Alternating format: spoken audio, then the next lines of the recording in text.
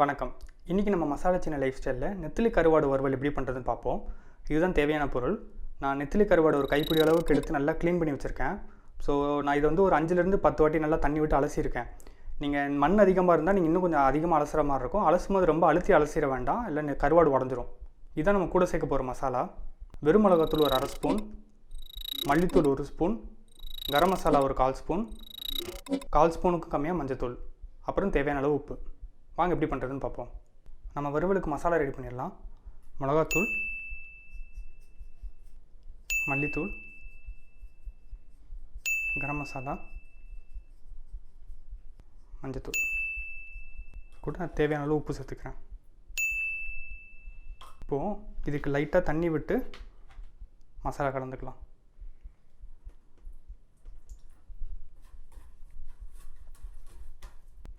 இதில் இந்த கருவாடை சேர்த்து நல்லா மிக்ஸ் பண்ணிடலாம்.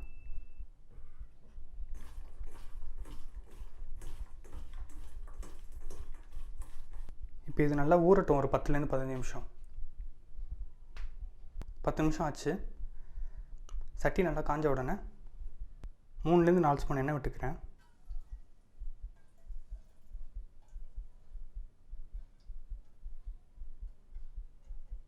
எண்ணெய் நல்லா சூடான உடனே லோ ஃப்ளேமில் வச்சுக்கோங்க.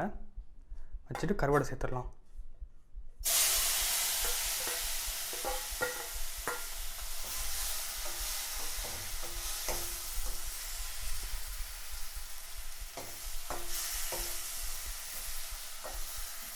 நல்லா பரத்தி விட்டு ஃப்ரை பண்ணிடுங்க.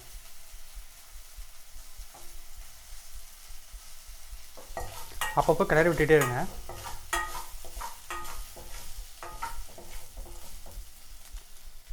கிளறும் போது உடையாமல் கிளறுங்க. நல்லா ஃப்ரை ஆயிடுச்சு. லோ ஃப்ளேமில் வச்சு நல்லா ஃப்ரை பண்ணி எடுத்துருங்க. அடுப்பு ஆஃப் பண்ணிடுறேன்.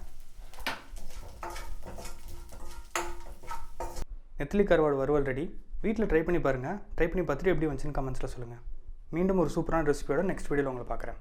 தேங்க்யூ.